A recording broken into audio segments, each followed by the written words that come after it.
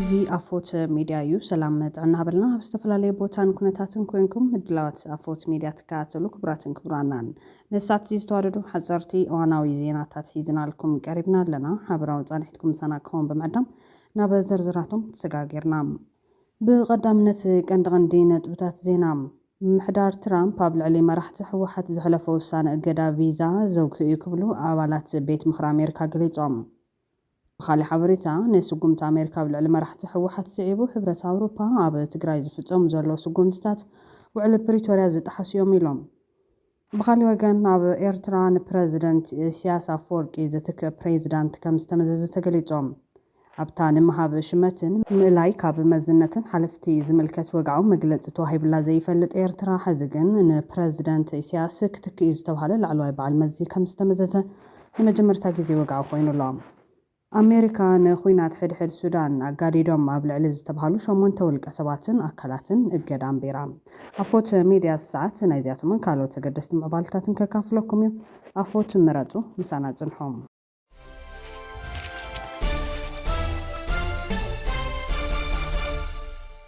ብቀዳምነት ድሙቕ ዓወት ተጋሩ 21 ሰነ 2013 ዓ.ም ብድሙቕ ኩነታት ይዝከረሎም ሰነ 21 ከም ተጋሩ ሓቢርና ተቃሊስና ኣብ ሓፂር ግዜ ከም ንዕወት ዘመስከርናሉ ዕለት እዩ ኢሉ ምስ ቴሌቪዥን ትግራይ ጻንሒት ዝገበረ ተጋዳላይ ገብረ ጻድቕ ገብረ ዓደይት ቅድሚ 5 ዓመት ሰራዊት ትግራይ ንሃለዋትን ድሕነትን ክብል ሓይልታት ጽንተት ንምምካትን ትዋጋእ ዳሃይ ሰራዊት ትግራይን ውዕሎ ዓውደ ውግእን ህዝቢ የብፅሕ ዝነበረ ገብረ ዓደይት ኣነ ከም ሓደ ተጋዳላይ ሰነ 21 2013 ዓ.ም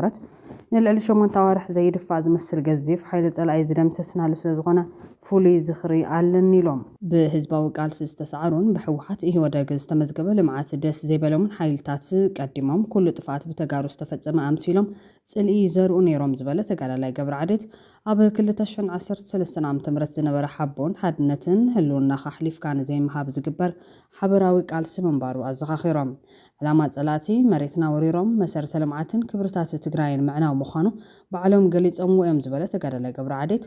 ኣብ ውሽጢ ዓድን ወፃን ዝነብር ህዝቢ ትግራይን ሰራዊት ትግራይን ሓቢሮም ምእንተ ህልውናኦም ክቃለሱ ግድን ነይሩ ኢሎም ዘይተመጣጠነ ገዚፍ ናይ ብዙሓት ዓድታት ሓይሊ ብምዃኑ ደባይ ውግእ ከም ዘድሊ ተወሲኑ ኣብ ሓፂር ግዜ ኮራትን ኣርምታትን ከም እንፈጥር ኣሚንና ኢና ናብ ደባይ ውግኣትና ዝበለ ተጋዳላይ ገብረ መንእሰይ ሓይልን ነባር መሪሕነትን ተዋሂዱ ትውግእ ከም ዘዕወቶ ገሊፆም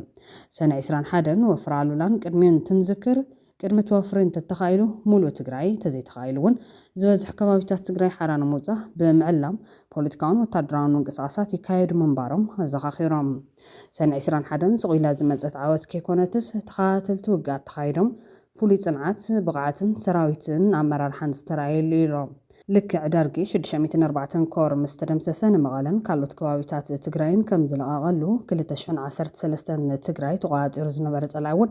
ኣብ ከባቢ 7 ሕጉም ኣብ 100 ኪሎ ሜትር ተዘርጊሑ ዝነበረ ሰራዊቱ ልዕሊ 33,000 ካብ ጥቕሚ ወፃእ ምስ ኮነን ልዕሊ 15,000 ሰራዊት ምስ ተማረኾን እዩ መቐለ ዝለቐቐ ክብል ጥበብ ጽንዓትን ጅግነትን ወለዶታት ትግራይን ስዕረት ትግራይ ዝወረሩ ሓይልታት ምምስሳሉን ኣዘኻኺሮም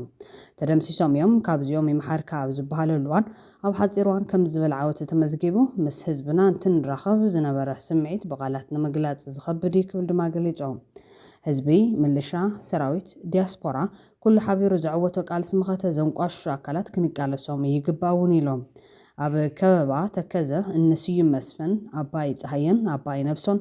ንጸላኢ ኢድና ይንህብን ንብፃይና ገዲፍና ኣይንኸይድን ኢሎም መስዋዕት ከፊሎም ኣልጋነሽ ኣበበ ሴኮትሬን ካልኦትን ትስዉ ንህዝቢ ትግራይ ዝምጥን መስዋዕት ምኽፋሎም ኣረዲኦም ህዝቢ ትግራይ ህልውኑ መንነቱን ክብሩን ኣሕሊፉ ከም ዘይህብ ኣብ ታሪኹ ዘርኣዮም ውግኣትን መስዋዕትነትን ምስክራት እዮም ዝበለ ገብረ ዓደይት ሕዚ እውን 400 መሬቱ ኣብ ኢድ ጸላእቲ ኣብ ዘለሉ በሚሊዮናት ዝቑፀር ህዝቢ ካብ መረበቱ ተመዛቢሉ ኣብ ፀገም እናሃሎ ማያ ሰራሕተኛታት መንግስትን ካልኦት ክልከላታትን እናሃለውን ብሄራዊ ረብሓታት ከይተረጋገፀን ዝድቅስ ህዝቢ ከም ዘይኮነ ሓቢሮም ክቡር መስዋዕቲ ከፊሎም ሰነ 21 መቐለ ክንኣቱን ክንህሉን ዝገበሩና ስዋዕትና ኩሉ ግዜ ካብ ሕልናና ከነውፆም የብልናን ስድሮም ከይፅገሙ ክንሰርሕ ይግበአና ዕላማ መስዋዕቶም እውን ከነዕውቶ ይግባእ ኢሉ ተጋዳላይ ገብረ ጻድቕ ገብረ ዓደይት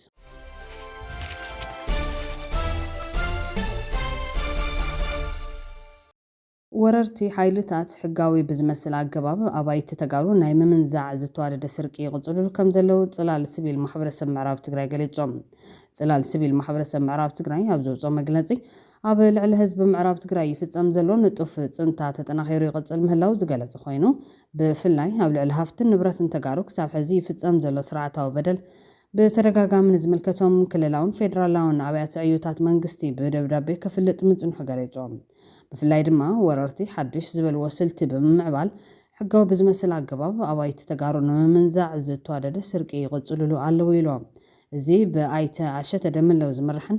13 ኣባላት ዝሓቆፈን ምጽፋፍ መሬት ከተማ ዝብል ሽም ዝተዋሃበ ወራር ወረዳ ኣመሓደርቲ ዓበይቲ ዓድን ነጋዶን ብምሓዝ ንሰብ ዋና ብምፍርራሕ ውክልና ሂብኩም ሽጥዎ ብምባል ፀቕጢ ይፈጥር ምህላው ገሊጾም። ውክልና ይንህብን ዝብሉ ድማ ገዛኹም ኣቃጺልና መሬቱ ድማ ናብ ባንኪ መሬት ብምእታው ንኻልኦት ከነመሓላልፎ ኢና ብዝብል ዘይሕጋዊ ራዕዲ ንህዝብና ኣብ ከቢድ ጭንቀት የውድቕዎ ከም ዘለዉ ሓቢሩሎም። ህዝቢ ብትግራዋይ መንነቱ ዝወረዶ ቅትለት ምምዝባልን ምስዳድን ክያኽሎ ሕዚ ድማ ነታ ዝተረፈት እንኮ መሬት መንበሪኡ ብምምንጣል ተስፋ ምምላሱ ንምጽልማት ዝረባረቡ ዘለዉ ወረርቲ ሓይልታት ምስ ግዜ ካብ ተሓታትነት ከም ዘየምልጡ ድማ ሓቢሮም። ቢሮ ፍትሒ ክልል ትግራይ ሰሙያ ሕጊ ትግራይን ካልኦትን ናብቶም ዝታለሉ ዘለዉ ግዳያት ብኣካል ብምኻድ ነቲ ኣብ ደንገርገር ወዲቑ ዘሎ ህዝቢ ኣድላይ ዘበለ ሕጋዊ ምኽርን ደገፍን ክልግሱ ጽላል ሲቪል ማሕበረሰብ ምዕራብ ትግራይ እዩ ፀዊዑ ዘሎ።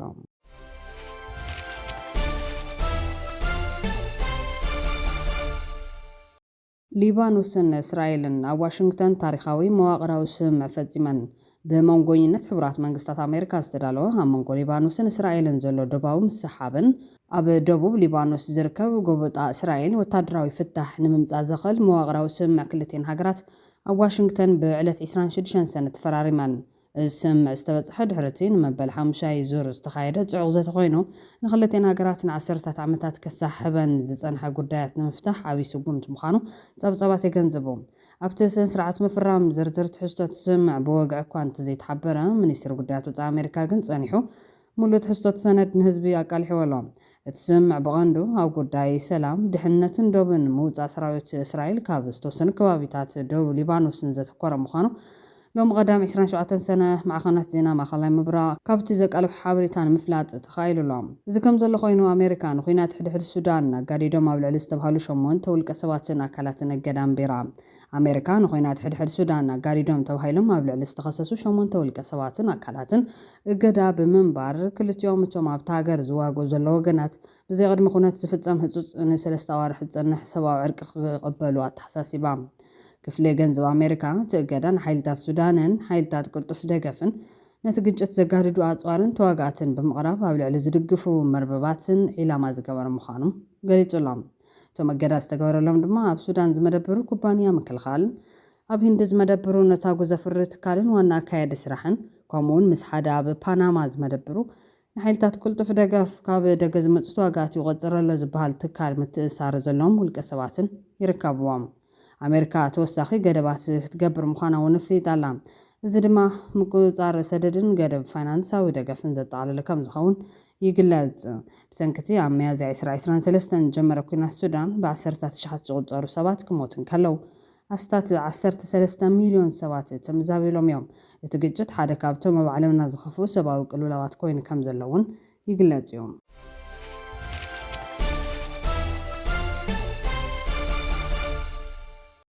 ምምሕዳር ትራምፕ ኣብ ልዕሊ መራሕቲ ሕወሓት ዘሕልፈ ውሳነ እገዳ ቪዛ ዘጉህ እዩ ክብሉ ኣባላት ቤት ምኽሪ ኣሜሪካ ገሊጾም። ብኻልእ ሓበሬታ ንስጉምቲ ኣሜሪካ ኣብ ልዕሊ መራሕቲ ሕወሓት ስዒቡ ሕብረት ኣውሮፓ ኣብ ትግራይ ዝፍጸሙ ዘለዉ ስጉምትታት ውዕሊ ፕሪቶርያ ዝጠሓሱ እዮም ኢሎም ኣባል ቤት ምኽሪ ኮንግረስ ኣሜሪካ ብራድ ሼርማን ምምሕዳር ትራምፕ ቅድሚ ሓደ ሰሙን ኣቢሉ ብዛዕባ እቲ ኣብ ልዕሊ መራሕቲ ሕወሓት ዘሕለፈ እገዳ ቪዛ መልኪቱ ኣብ ማሕበራዊ መራኸቢ ኤክስ ብ26 ሰነ ኣብ ዝሃቦ ርእይቶ እቲ ውሳነ ዘሕዝን እዩ ክብል ገሊጾም። ኣባል ቤት ምኽሪ ኮንግረስ ኣሜሪካ ብራድ ሼርማን እቶም ብሓቂ ኣብ ኢትዮጵያ ሰላም ዝደልዩ ምስ ኩሎም ኣብቲ ግጭት ዘለዉ ኣካላት ብምትሕባር ናብ እርቅን ሰላምን ክበጽሑ ይግባእ ብምባል ነቲ ውሳነ ዘጉህ ተግባር ምዃኑ ገሊጹሎም። ኣብ ትግራይ ንመስርሕ ሰላም ዝዕንቅፉ ዘለዉ ኣካላት ንጻዕርታት ዘተ ምትሕባር ክገብሩ ኣብ ኣዲስ ኣበባ ዝርከቡ ኤምባሲ ኣሜሪካ ተሓሳሲቡ እዮም። ኣብ ኢትዮጵያ ዝርከቡ ኤምባሲ ኣሜሪካ መራሕቲ ፖለቲካን ሲቪላዊ ማሕበራትን ኣብ ፖለቲካዊ ዘተ ክሳተፉን ነቲ ግጭት ብዘላቕነት ንምዕራፍ ዝተኸተመ ስምምዕነት ፕሪቶርያ ሙሉእ በሙሉ ከተግብሮን ተሓሳሲቦም። እቲ ኤምባሲ ትማል ዓርቢ 26 ሰነ 2026 ኣብ ዘውፅኦ ሓፂር መግለፂ ነቲ መስርሕ ሰላም ብንጥፈት ዝዕንቅፉ ዘለዉ ኣካላት ብሕብረት ኣፍሪካ ብዝምራሕ ዘተ ንምብርታዕ ኣብ ዝግበር ዘሎ ፃዕርታት ብህፁፅ ክትሓባበሩ ኣለዎም ኢሎም ኤምባሲ ኣሜሪካ ነዚ መግለፂ ዘውፅአ እቲ ሃገር ኣብ ኢትዮጵያ ሰላም ንምዝራግ ኢደለዎም ኣብ ዝበለቶም ኣኽረርቲ ኣባላት ህወሓትን ናይ ቀረባ ስድራ ቤቶምን ናይ ቪዛ እገዳ ከም ዘንበረት ካብ ትገልጽ ድሕሪ ሓደ ሰሙን እዮም ሚኒስተር ወፃኢ ጉዳያት ኣሜሪካ ኣብ መንጎ ኣኽረርቲ ኣባላት ህወሓትን መንግስቲ ኢትዮጵያን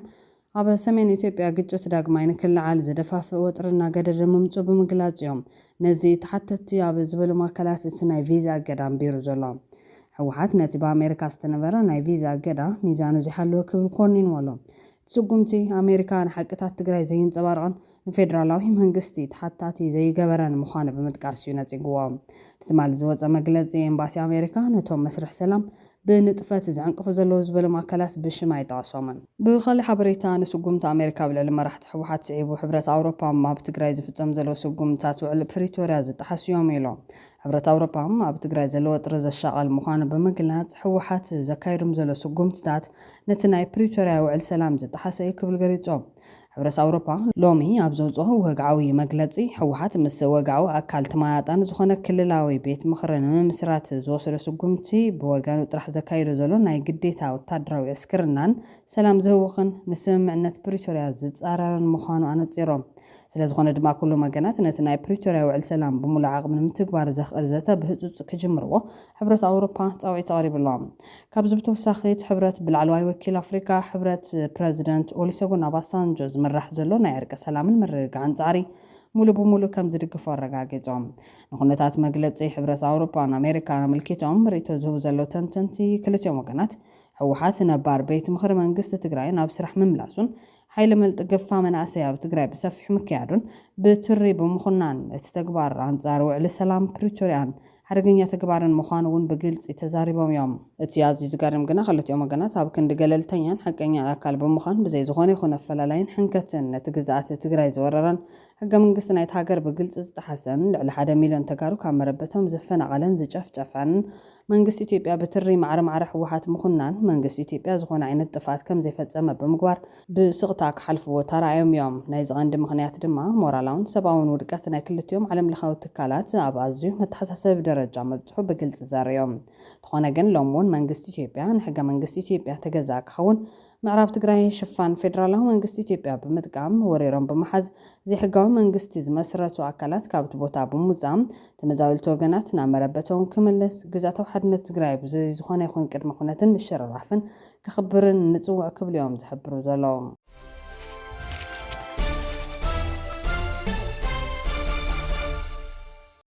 ኣብ ኤርትራ ንፕሬዚደንት ኢሳያስ ኣፈወርቂ ዝትክእ ፕሬዚዳንት ከም ዝተመዘዘ ተገሊፆም ኣብታ ንምሃብ ሽመትን ምእላይ ካብ መዝነትን ሓለፍቲ ዝምልከት ወግዓዊ መግለፂ ተዋሂብላ ዘይፈልጥ ኤርትራ ሕዚ ግን ፕሬዚደንት ኢሳያስ ክትክእ እዩ ዝተባሃለ ላዕለዋይ በዓል መዚ ከም ዝተመዘዘ ንመጀመርታ ግዜ ወግዓዊ ኮይኑሎም ፕሬዚደንት ኢሳያስ ኣፈወርቂ ሓዱሽ ሚኒስተር ዞባዊ ምምሕዳራት ከም ዝመዘዘ ብወግዕ ተረጋጊፆም ብመሰረት መንግስታዊ ማዕኸናት ዜና ዝሃቦ ሓበሬታ ኣምባሳደር ዓብደላ ሙሳ ዝለዓለ ሚኒስተር ብምዃኑ ነቲ ስልጣን ተረኪቡሎም ካብ እዋን ምምስራት መስጋገር መንግስቲ ኤርትራ ትሒዙ ሚኒስተር ዞባዊ ምምሕዳራት ከም ዘይወግዓዊ ማለት እውን ዲፋክቶ ምክትል ፕሬዚደንት ኮይኑ ከም ዘገልገለ ይፍለጥ ተሓድሽ በዓል ስልጣን ኣመሓዳሪ ዞባ አንሰባ ኮይኑ ከገልግል ፀንሐ እዩ ኣብቲ ሃገር መዝነት ሚኒስተራት ይኹን ላዕለዎት ሰበስልጣን መንግስቲ ብወግዒ ካብ ዘይግለጽ ዓመታት ሓሊፉሎም ኪንዮ በወረ ዝናፈስ ሓበሬታ ድማ ኣብ ዜናዊ ፀብፃባት እዩ እቲ መዝነት ንህዝቢ ዝሕበር ሎም ዓርቢ ኣብ ዝወፀ ፀብፃብ ዓብደላ ሙሳ ከም ሚኒስተር ዞባዊ ምምሕዳራት ኣብ ሓደ ብዛዕባ ትምህርቲ ዘተየ ኣኼባ ማሕደርቲ ዞባታትን ካልኦት ሓለፍቲ ሚኒስተራት ትምህርትን ከም ዝተሳተፈ ይጠቅስ ሚኒስተር ዞባዊ ምምሕዳራት ኣምባሳደር ዓብደላ ሙሳ ኣብ ዘስምዖ መኽፈቲ ቃል ህዝባዊ ግንባር ኣብ እዋን ሓርነታዊ ቃልሲ መንግስቲ ኤርትራ ድማ ድሕሪ ናጽነት ኣብ ጽላት ትምህርቲ ንዝገበርዎ ገዚፍ ጻዕርን ወፍርን ድሕሪ ምጥቃስ ኣገዳስነት ኣገልግሎት ትምህርቲ ኣብ ግምት ብምእታው ኣብ ዝሓለፈ ዓመታት ትካላት ቅድመ ትምህርቲ ኣብ ኩለን ዓድታት ክኽፈታ ዝተወሰደ ተበግሶ ንምስጓም ምምሕዳራት ዓብዪ ሓላፍነት ከም ዘለዎን ኣዘኻኺሩ ይብል እቲ ፀብፃብ ሚኒስትር ዓብደላ ካብ ዝሓለፈ ወርሒ ጀሚሩ ኣብ ዝተኻየደ ጽምብላት ዝኽሪ ናጽነትን መዓልቲ ሰማታትን ኣብ ፀጋማይ ጎኒ ፕሬዚደንት ኢሳያስ ኮፍ ኢሉ ምርኣዩ ስልጣን ከም ዝደለበ ዝእምት ነይሮም ንሱ ነቲ ኣብ ዝሓለፈ ዓመት 24 ጉንበት ኣብ መዓልቲ ናጽነት ኣብ መበል 87 ዓመቱ ዝዓረፈ ሚኒስትር ነበር ወልደ ሚካኤል ኣብርሃ ብምትካእ እዩ ነቲ ስልጣን ተረኪቡ ዘሎ። ዓብዱላ ሙሳ ቅድሚ ነዚ መዝነት ምርካቡ ኣምባሳደር ኤርትራ ኣብ ሊብያ ዝነበረን ድሕሪ ናጽነት ሓላፊ ኢሚግሬሽን ኮይኑ ዘገልገለን እዩ። ተፈለማን ኣብ ተጋድሎ ሓርነት ኤርትራ ዝተሰለፈ ዓብዱላ ቅድሚ ናጽነት ኣባል ማእኸላይ ሽማግለ ህዝባዊ ግንባር ሓርነት ኤርትራ ከምኡ'ውን ኣብ ህዝባዊ ምሕዳር ከም ሓላፊ ጀማሂር ኮይኑ ይነጥፍ ምንባሩ ይፍለጥ። እዚ ኣገዳሲ ቦታ ሚኒስተር ዞባ ምሕዳር ፈለማ ዋና ጸሓፊ ህዝባዊ ግንባር ሓርነት ዝነበረ ነብሴር ሮሞዳን መሐመድ ኑር እዩ ሒዝዎ ዝነበረ። ብድሕሪ ድማ እቲ ኣባል ጉጅለ 15 ብምዃን ኣንጻር ፕረዚደንት መርገጽ ብምውሳዱ ኣብ ማእሰርቲ ተሰዊሩ ዝርከብ ማሕሙድ ኣሕመድ ሸሪፎ ንነዊሕ ዓመታት መሪሕዎም። ድሕሪ ማእሰርቲ ሚኒስተር ሸሪፎ ብዘይ ሚኒስተር ድሕሪ ምጽንሑ ኣብ 2013 ዝዓረፈ ኣይተ ወልደ ሚካኤል ገብረ ማርያም ተመዲቡሎም። ካቢነ ሚኒስትራት ኤርትራ ከም ትካል ህጣሙ ካብ ዘጥፍእ ኣስታት 8 ዓመታት ኮይኑ ኣሎ። ንመወዳእታ ግዜ ዝተገበረ ኣኼባ ካቢነ እቲ ድሕሪ ስምምዕ ሰላም ኤርትራን ኢትዮጵያን ምፍራሙ ኣብ መስከረም 2018 ኣብ ኣስመራ ዝተኻየደ እዩ ነይሩ። እቲ ነቲ ሃገር ብዘይ ሃገራዊ ባይቶን መረፃን ዝመርሓ ዘሎ ፕረዚደንት ይኹን መብዛሕትኦም ሚኒስትራት ብዕድመ ዝደፍኡ ኮይኖም ኣብ ክልል መወዳእታ 70ታት ወይ 80ታት ዝርከቡ እዮም። ገለ ካብኦም ካብ 1993 ጀሚሮም ሚኒስትራት ኮይኖም ንልዕሊ 30 ዓመታት ኣብ ስልጣን ዝጸንሑ እዮም። ካብኦም ሚኒስተር ህንፃ ኣብርሃ ኣስፋ፣ ሚኒስተር መሬት ማይን ከባብን ተስፋይ ገብረስላሴ፣ ሚኒስተር ጉዳያት ወፃኢ ዑስማን ሳልሕ ከምኡ'ውን ሚኒስተር ፍትሒ ፎዚያ ሓሸም ክጥቀሱ ይኽእሎም። ሓያሎ ሚኒስትራትን ላዕለዎት ሓለፍትን ብሞት ወይ ድማ ብሕማም ካብ ንጡፍ ስራሕ ንነዊሕ ዓመታት ኣብ ዝበኽሩሉ ብዘይ ሚኒስተር ዓመታት ይጸንሕ። ንኣብነት ሚኒስተር ምክልኻል ዝነበረ ጀነራል ስብሓት ኢፍሬም ድሕሪ ኣብ 2013 ዝተፈተነ ወታደራዊ ዕልዋ መንግስቲ ናብ ሚኒስትሪ ጸዓትን መዓድንን ድሕሪ ምስግጋሩ ን13 ዓመታት ካሊእ ሚኒስተር ምክልኻል ላይ ተመደበሎን። ነቲ ኣብ 2019 ብዝወረደ መጥቃዕቲ ድሕሪ ምስንካሉ ናብ ስርሑ ዘይተመለሰ ሚኒስተር ስብሓት ዝትክእ ሰብ እውን ኣብ ሚኒስትሪ ጸዓትን መዓድንን ኣይተመዘዘን። ሚኒስተር ትምህርቲ ዝነበረ ሰመረ ርእሶም እውን ንዓመታት ብሰንኪ ሕማም ካብ ንጡፍ ስራሕ ተኣልዩ ድሕሪ መጽናሕ ኣብ ፈለማ ናይዚ ዓመት ሓዳስ ሚኒስተር ተመዲባትሉላ። እታ ብተማሳሊ ኣገባብ ብዘይ ወግዓዊ መግለፂ ዝተሸመት ዶክተር ሓሊማ መሐመድ ኣብቲ ሃገር ዝነኣሰት ሚኒስተር ምዃና ይንገር። ድሕሪ እቲ ኣብ 1994 ዝወፀ ኣዋጅ ቁፅርን ሓላፍነትን ሚኒስትርታት ክውስኽን ክጎድል ምጽንሑ ይፍለጥ እዮም። እቲ ብፕረዚደንት ዝምራሕ ካቢነ ናይ ምምዕርራይ እማመ ድሕሪ ምንዳፉ በቲ ክሳብ 2022 ሓውሲ ስሩዕ ኣኼባ ዘካየድ ዝነበረ መሰጋገሪ ሃገራዊ ባይቶ ይጸድቕ ነይሮም። ኣብ ዝዋን እዚ መተካእታ ብሕማምን ስንክልናን ካብ ስራሕ ዝተኣልዮን ዕድመ ዝደፍኡን ላዕሎት ሰብ ስልጣን ዝትክእ ሓድሽ ወለዶ መሪሕነት ብዘይምህላው ንብዙሓት ኤርትራውያን ዓብይ ስክፍታ ፈጢሩ ይርከብ። እቲ ነዞም ዘለዉ መራሕቲ ዘፍረየ ህግደፍ ወሰንቲ ኣካላቱ ዓጋግን ፈጻምን ን32 ዓመታት ዝኾነ ጉባኤ ከየካይደ ካብ ውድብ ዓዲ ውዒል ኮይኑ ብምህላው ሓደሽቲ ተተካእቲ መራሕቲ ናይ ምፍጣር ዕድል ከም ዝፀበበ ተንተንቲ ገልጾም። ኣብ ዝዋን ዘለዎ 17 ሚኒስትራት ምክልኻል፣ ጉዳያት ወፃኢ፣ ሕርሻ፣ መሬት ማይን ኣከባብን፣ ዜና፣ ጥዕና፣ መጓዓዝያን መራኸቢታትን፣ ጸዓትን መዓድንን፣ ትምህርቲ፣ ፋይናንስን፣ ሃገራዊ ልምዓትን፣ ፍትሒ ዕዮን፣ ሰብኣዊ ድሕነትን፣ ንግዲ፣ ህንፃ፣ ቱሪዝም፣ ሃፍቲ ባሕርን ዞባዊ ምምሕዳርን እየን። እዚ ሕዚ ብደረጃ ምክትል ፕረዚደንትነት ዝተሸመ ሓድሽ በዓል መዚ ኤርትራ እምበር ብቐጻሊ ተካይ ፕረዚደንት ኢሳያስ ኣፈወርቂ ተባሂሉ ተታሒዙ ከም ዘሎ ካብ ቤተ መንግስቲ ዓዲ ሃልዎ ዝተረኽበ ሓበሬታ ኣመላኺቱ። ክቡራትን ክቡራንን ቤተሰብ ኣፎት ሚድያ ነዚ ሰዓት እዚ ዝተዋደዱ ሓጸርቲ ዜናታት ኣቕሪብና ከንቢትና ስለተከታተሉና ነመስግን። ላይክ፣ ሼር፣ ሰብስክራይብ ምግባር ቤተሰብ ኣፎት ሚድያ ኾኑ ስሰና ይንምና